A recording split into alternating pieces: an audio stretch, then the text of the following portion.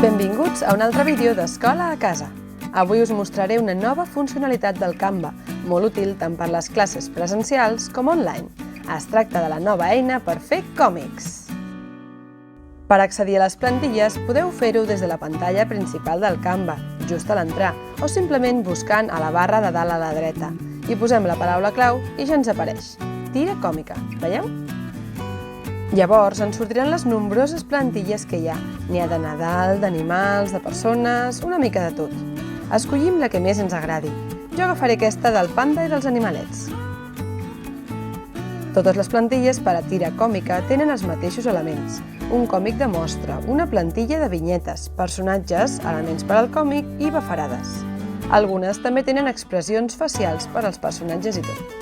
Fixeu-vos que tots els elements de text són modificables, però podríeu trobar-vos que alguns tipus de lletra no accepten els accents o grafies especials tipus C trencada o ñ. Per solucionar aquest petit contratemps, simplement haureu de canviar el tipus de lletra així. Subratllem i busquem un tipus de lletra que ens vagi bé.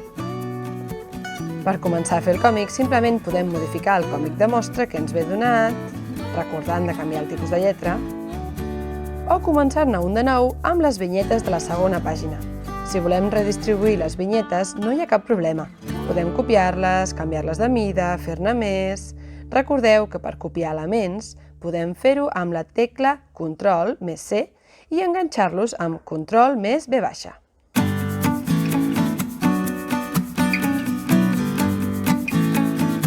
Llavors, enganxem els elements que vulguem posar-hi. Els copiem i canviem la mida a conveniència.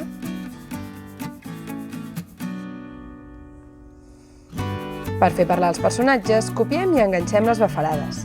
Les col·loquem com ens vagi bé, les podem inclinar o canviar de mida. I llavors anem a Text, al menú de l'esquerra, i cliquem una de les opcions que ens donen. Sortirà una finestra de text on podrem escriure el que vulguem. La movem per posar-la dins dels límits de la bafarada i ja està. Si volem fer el còmic més llarg d'una pàgina, us recomano anar a l'opció Duplicar la pàgina i fer-ne tantes còpies com en necessiteu abans de començar el còmic. Quan hagueu acabat, aneu a l'opció que hi ha a dalt a la dreta, Descarrega, i baixeu el còmic en el format que més us convingui. Per imprimir o entregar al professor, recomano PDF estàndard.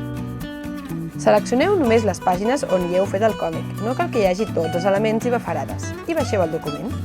Ja està!